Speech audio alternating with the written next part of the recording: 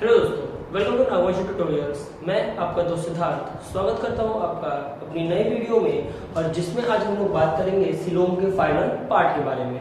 तो इससे पहले हमने देख लिया था कि भाई सीलोम होता क्या है। सीलोम के टाइप देख लिए थे कि 3 तरह के सीलोम होते हैं, ए सीलोमेट, सूडो सीलोमेट और सीलोमेट। आज हम लोग बात करेंगे कि जो मेरे टाइप ऑफ सीलोम्स हैं, ये सीलोम के टाइप में जो यू सीलोमेट था, जो ट्रू सीलोम था, उसके 2 मेजर टाइप थे, सीजो सीलोमेट्स और एंटेरो सीलोमेट्स। तो पहले हम लोग देखेंगे सीजो सीलोमेट्स क्या होते हैं। तो schizocoelomates are the true coelomates, यानी सीजो सीलोमेट्स देखिए, पहली बात याद रखिएगा, चाहे सीजो सीलोमेट्स बोलूं चाहे एंटेरो सीलोमेट्स बोलूं, दोनों के दोनों क्या होंगे, आपके ट्रू सीलोमेट्स होंगे। तो हमने ये कहा it is true coelomate the body cavity is originated by splitting of mesodermal tissue at the time of gastrulation.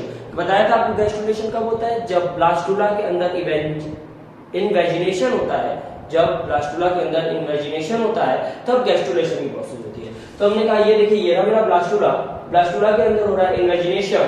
Invagination के पास क्या है, अर्ली मेसोडर्मल सेल।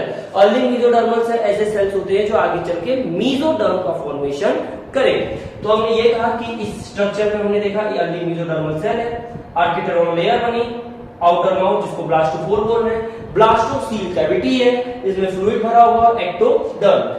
तो गैस्ट्रुलेशन के दौरान जो बॉडी कैविटी स्प्लिटिंग के दौरान जो बनती है उसी को हम क्या बुलाते हैं, सीजो सीलोम। सीजो का मतलब ये होता है स्प्लिट। अब देखिए, this process of coelom formation is called schizocoelous and occur in animals like arthropods, annelid and molluscs. ठीक, तो मैंने क्या कहा कि सीजो सीलोम कब बनता है। सीजो सीलोम का फॉर्मेशन तब होता है जब स्प्लिटिंग हो जाए मेसोडर्मल सेल की at the time of gastrulation, यानी गैस्ट्रुलेशन होने के दौरान जब सेल्स की स्प्लिटिंग हो जाती है मेसोडर्मल सेल्स की स्पेशली, तो उसी को हम क्या बोलते हैं, सीजो सीलोमेट, और इस प्रोसेस को हम बुलाते हैं सीजो सीलस। अब sometimes the coelom is filled with blood and is called hemocoel as in arthropods and mollusca। तो हमने मोलस्का और आर्थ्रोपोडा में देखा होगा कि एक कंपाउंड होता है हीमोसील।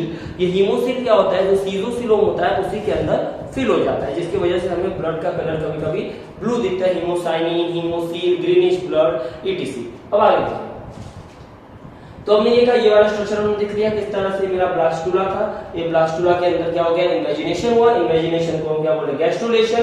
और गैस्ट्रुलेशन के दौरान मेसोडर्मल सेल स्प्लिट हो रहा है, टूट रहा है, इसलिए हमने कहा सीजो सीलोम का फॉर्मेशन हुआ। अब इसी का हमने आगे स्टेप में देख लेते हैं। तो यहाँ पे देखिए, ये रहा मेरा गट, ब्लास्टोसील की कैविटी, और यहाँ मेरा मेसोडर्म टूट रहा है। और फाइनली हमने देखा कि मेसोडर्म टूटने के बाद किसका फॉर्मेशन कर दिया, सीलोम का फॉर्मेशन कर दिया।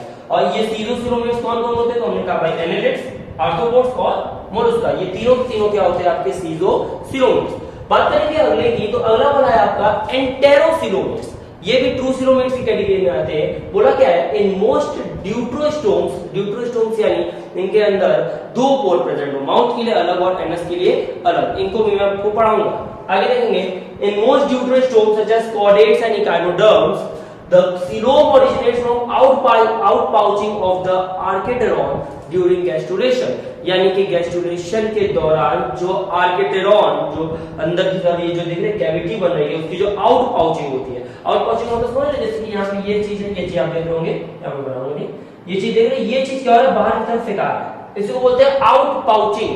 पाउच बाहर की तरफ फेंका है। ठीक, तो हमने कहा कि ड्यूट्रोस्टोम्स में देखिए, जैसे कॉर्डेट्स और इकाइनोडर्म्स में क्या होता है कि सीलोम ओरिजिनेट होता है, सीलोम बनता है कैसे, जब यही आर्किटेरॉन बाहर की तरफ फेंकाता है। हमने ये कहा इसके बाद each pouch then expands and it's mesoderm, यानी कि ये जो पाउच है जो आप ग्रीन कलर से, रेड कलर से देख रहे हैं, ये पाउच आगे एक्सपैंड होता है और लाइनिंग बनाता है। किसकी लाइनिंग बनाता है, तो हमने कहा कि इसका जो मेसोडर्म है ये इनर साइड है, अंदर की तरफ गट को लाइन करेगा, और बाहर साइड में ये मेसोडर्म किसको लाइन करेगा, बॉडी वॉल को। यानी हमने ये कहा, फिर से सुनिए, कि गैस्ट्रुलेशन के दौरान जो आर्केटेरॉन होता है, आर्केटेरॉन अंदर ब्लास्टोपोर के ऊपर बनने वाला स्ट्रक्चर, तो ये क्या होता है, आउट पाउच होता है, बाहर की तरफ फेंकाता है। ठीक, तो इस बाहर की तरफ फेंकाने के दौरान जो मेसोडर्मल सेल्स होते हैं वो अंदर की तरफ यानी इनर साइड में गट को लाइन करेंगे, और बाहर साइड में किसको लाइन करेंगे, बॉडी वॉल को।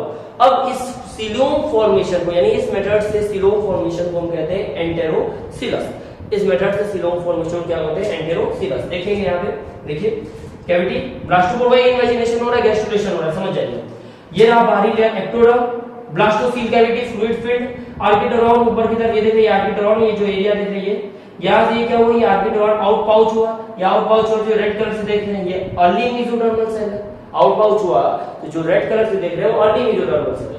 यही आगे चल के क्या हो गया, ये सेपरेशन ऑफ पाउचेस फ्रॉम गट, गट से ये क्या पाउचेस सेपरेट हो गया, अब ये लाइनिंग बनाएंगे और हमने अंत में देखा कि किसका फॉर्मेशन हो गया, सीलोम का फॉर्मेशन हो गया। ठीक ना, हमने दो तरह के सीलोमों को देख लिया। एडवांटेजेस की बात कर लेंगे तो देखिए पहला एडवांटेज है सीलोम का, gives extra space to organs for expansion. मैंने आपको क्या कहा था, सीलोम एक कैविटी है, सीलोम एक कैविटी है, तो अंदर के जो ऑर्गन्स जैसे डाइजेस्टिव ट्रैक्ट वगैरह हो गया, उनके ऑर्गन्स को एडिशनल स्पेस देता है, एडिशनल जगह देता है। कौन देता है, सीलोम देता है, और ये चीज जरूरी भी है। आपने देखा था एसीलोमेट के अंदर हमें ऐसा कोई भी फीचर देखने को नहीं मिल रहा था, स्पॉन्जोसील वगैरह को अगर छोड़ दिया जाए तो।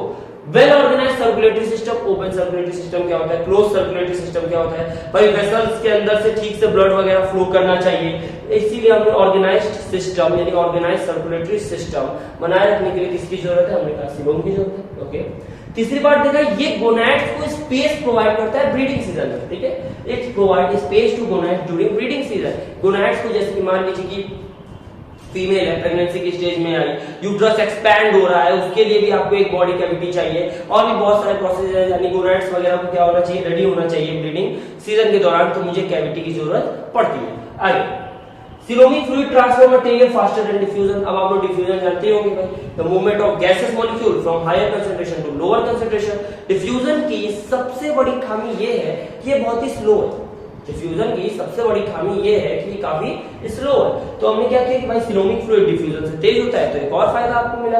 इसके अलावा देखेंगे तो जो सीलोम होता है वो शॉक एब्जॉर्बर की तरह काम करता है। अब ये शॉक एब्जॉर्बर की तरह काम कर रहा है, तो ये हमारे इंटरनल ऑर्गन्स को भी क्या करता है, प्रोटेक्ट करता है। तो आज की वीडियो के लिए सिर्फ इतना ही। हमने सीलोम को पूरे तरीके से क्या किया है, कंप्लीट कर लिया है। आप मुझे टेलीग्राम पे ज्वाइन कर सकते हैं। वीडियो को लाइक कीजिए, शेयर कीजिए, सब्सक्राइब कीजिए। Thank you.